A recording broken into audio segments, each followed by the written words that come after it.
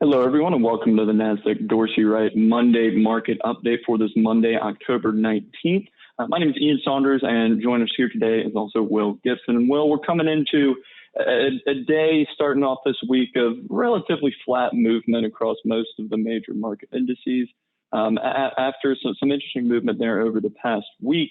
If we look at the broader 20-point chart of the S&P 500, which is that chart of the S&P that we've really been continuing to monitor over the past several months, at least here in 2020, we saw that index reach a decently high stem, actually, with some of the movement earlier last week, moving up to that recent high of 3540. Sitting a few boxes shy of that all-time high on this chart that was reached in September, up at that 3580 level. But then movement later in the week led to a reversal down into a column of O's on this 20-point chart. So the chart currently sitting at that chart level of 3460. The muted movement this morning isn't seeming to change it, at least all that much, at least not yet. So sitting at that 3460 level, we had some initial support that's offered on the default chart. Again, this is looking at the 20-point chart, but the default 10-point chart has some support offering around the 3330 level. And then further support on the 20-point chart would be found there at 3220 and then in the 3140 and 3120 ranges. But even though we got a little bit of a pullback from, not necessarily what we would consider to be heavily overbought, but definitely a little bit more overbought than we've been over the past several weeks. A little bit of a pullback from that with movement late last week. We still have positive weekly and monthly momentum for this broad market benchmark with 2 weeks of positive weekly momentum there and then 4 weeks of positive monthly momentum. So still definitely showing some signs of at least potential to move further to the upside. A little bit of a pullback there towards the normalized trading ranges, towards the middle of the trading band. And will certainly be a place to keep an eye out for to see if we head back further towards those support levels or swing around potentially here as we head into many names reporting earnings over the next few weeks. Will definitely be a place to keep an eye out for. But Will, another place that we're keeping an eye on, in addition to just the broad market benchmark here, we've seen some interesting movement on the performance perspective of some of the major market areas over the past week as well. Yeah, Ian, we have. And I think the story here, and something that we're going to iterate further on in our discussion, I expect, is that the leaders are by and large continuing to lead, and the laggards, again, by and large, are also continuing to lag. And we've sorted the screen here by 7-day performance, and you note your momentum representative at the top, that ticker symbol PDP, with the best gain over the past 7 days. And also note that it has among the highest year-to-date return as well, speaking to that dispersion aspect where you have a spread between your best performing and worst performing stocks, contributing to that strong return for that momentum representative. Also noteworthy towards the top, kind of keeping on the same topic, is technology in the top 4 here, with a muted but positive weekly return. Again, year to date, still up well over 30%, demonstrating that just sustained leadership on that front. Also note some new entrants to the leader space. You have your industrials and utilities now pushing flat on the year. So they've made some gains in the past week, especially in the past 30 days. A couple of areas to keep mind and keep watch of there. And a few other areas just to keep this performance review brief that I do want to mention on is going to be the dollar. We were previously discussing maybe falling dollar environments, what that looks like as the dollar we saw steeply decline. And then yet recently it has found support, and in fact it has ticked up higher recently, as we can see here on a performance basis. And perhaps related to that, also note that you have your gold representative GLD towards the bottom of the pack now on both the 7 and 30-day performance. So perhaps some plays related to gold recently, or perhaps indications that inflation might occur or something related to that. You're also seeing some of those names tail off. You have your gold towards the bottom, again, on a near-term basis, as well as emerging markets. Both of those were really darlings in the spotlight for a while and have since cooled off. And looking at both of those charts would also indicate such. But Ian, in summation, before I keep rambling here, by and large, leaders continuing to lead, momentum capitalizing on that, and then a bit of improvement for the dollar is perhaps affecting some of those plays that were previously sparks. But by and large, not too much of a change here. But we have seen a few changes on that, maybe relative strength and furthering that trend on the dolly front. Absolutely, Will. And I mean, an interesting point that you were touching on here is that we're seeing pretty strong performance from most areas across the past 30 days, right? And especially those leaders over the past week or so that have been continuing to lead, which is what we would look for those momentum strategies like that one up to the top PDP to continue to outperform. And the continued strength we've seen in these areas and really in domestic equities as a whole over the past 30 days has led to, on the Dolly page, dynamic asset level investing page, I haven't seen any ranking changes since domestic equity moved back into the #1 position there in late August. But actually last week, domestic equities picked up 12 buy signals relative to the other 5 asset classes that we look at on that page, which is the third highest weekly gain we've seen for domestic equities since the beginning of April. We had a fairly significant gain there with the first week in September, and then looking at the week ended April 10th would have been the highest gain that we've seen for that highest buy signal gain for that asset class since the market bottom there on March 23rd. So definitely interesting to note that even though we've seen domestic equities move back into that #1 position there in late August, that we've continued to pick up buy signals and continue to see domestic equities further itself from the rest of the field over the past few weeks. Interesting to note, looking at last week specifically, cash actually lost the most buy signals there, and followed by currency and fixed income also losing some buy signals there last week. Commodities and international equities remained unchanged on a week-to-week basis. So continuing to see the further outperformance there from the more risk-on area within domestic equities, and really the underperformance, at least from a relative strength perspective, from those more risk-off areas that we see, speaks to the strength of the broader equity space as we continue to head down the fourth quarter here. Looking within the relative strength breakdown within domestic equities, looking specifically at the sector breakdown, again, haven't seen that many changes from a ranking perspective, with the leaders continuing to lead. That's a trend that we see furthered across a lot of areas here, and the statement that we'll continue to reiterate.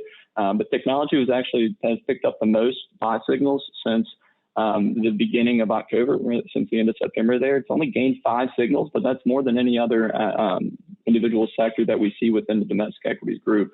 So definitely interesting to note that those areas that are ranked highly from a relative strength perspective coming into the fourth quarter have continued to perform well and continue to be ranked highly as we sit about halfway here through the month of October now. And in looking at some other broader areas through the asset class group scores lens, again, haven't seen all that many changes over the past week or so on this particular page. We still have many of those major domestic equity areas ranked quite highly from a score perspective, with the S&P 500 index funds taking the top spot from this macro view with an average score of 4.74 and a strong score direction there of 1.35 as well. And also we've seen that group with some of the movement we've had over the past few weeks, not just continuing to push to those all-time highs after pulling back a bit, has normalized from an overbought oversold perspective to put many of those broader market funds in more normalized territory with an average overbought or average weekly overbought oversold reading there 41.25% for that broader S&P 500 index fund group. The high ranking of that group puts the U.S. equity core percent rank still above the 90th percentile and the 92nd percentile there through market close last Friday. So still seeing the U.S. equity core rank highly from that percent rank perspective, and our cash proxy money market ranking quite low relative to the rest of the investable asset classes that we have on the page. With the U.S. money market score coming in at a low 2.13 and still having a negative score direction, placing the money market percent rank at that low seventh percentile there out of all 135 plus groups that we track on the system. So still seeing outperformance and positive score directions from many of the domestic equity representatives here. Have seen some of the fixed income representatives move a little bit lower from a score perspective over the past few weeks. So we'll definitely be a place to keep an eye out for as we head through the rest of the year here, Will. But and speaking more towards that domestic equity space, we have seen some interesting movement on the sector perspective there too. Yeah, Ian, and really just to round out our conversation here and drive home some themes that we've noticed. Note the leadership in terms of relative strength or technical strength for each of these groups here. By and large, kind of similar to what you were talking on the Dolly front, Ian, a bit previously, kind of breaking down the domestic equity space. Technology, we note, is currently the highest scoring sector, and it's also the only group to have above a 5.0 fund score out of all 135 groups. So keep in mind that fund score is taking the average ETF and mutual fund score, 0 to 6. 6 is the best. Well over 5 is pushing near perfect territory, but indicating a lot of strength for technology. And then also note your internet close behind. Yes, your S&P 500 funds group proxy also still scoring well. And something else that you kind of mentioned as well is note the overbought readings as well for the sectors, percent OBOS column, which is the right hand in this table here. By and large, at pretty normalized levels. We don't see any vast extremes here. We're seeing a lot of stocks kind of middle, or these groups return to more middling or normalized territory. If we had to point out a couple, would be those near term or those recent strong performers, like in the performance review that we touched on. You have your basic materials, transportation, and the industrials group have shown a lot of recent improvement. They have strong score directions, as we see here, with several above 2. And then you can also see that a little bit in the percent OBOS. They're a bit more elevated than the others, but by and large at normalized levels here. So leaders continuing to lead, laggards still by and large lagging. Just to point out one more thing that I like to see, precious metals here, kind of in the middle of that green score line, slightly negative score direction. So kind of confirming some notions and things that we noticed in the performance review. So right now, Ian, maybe we're seeing a lot of confirming signals on the longer term front. We're seeing some added confirmation from Dolly as well as asset class group scores on leadership, as well as those that are lagging. And maybe a practical takeaway here is a question of how do I use Dolly or asset class group scores? By no means is this suggesting you need to be 100% technology or 100% domestic equities. Perhaps use this as a tool to decide where's an area that I can overweight, or where are some areas that I should be perhaps underweight right now, and then making minor adjustments to that asset allocation framework is perhaps a way to take away some things that we've been highlighting today. But Ian, before we part ways here, just to make sure, are there any other topics that you think we need to cover, or anything that we want to reiterate before we part ways for today?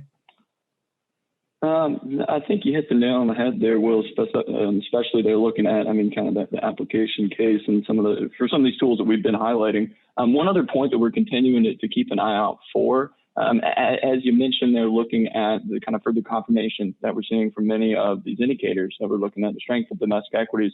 We're still waiting for some further confirmation there from some of the major percent positive trend charts that we have on the platform.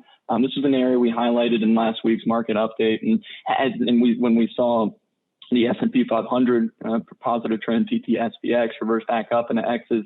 I'm still waiting on the PT-NYSE percent positive trend for the New York Stock Exchange to reverse back up into X's from that 50% level. It's sitting less than 1% away from a reversal back up, at least through trading there last Friday. So will definitely be a place to keep an eye out for, to add to that confirmation, to see if we get these buy signals that we've seen improvement over the past few weeks lead to those more and more names moving back into an overall positive trend. But other than that, I think we've pretty much touched on most of what we were looking to cover here for today.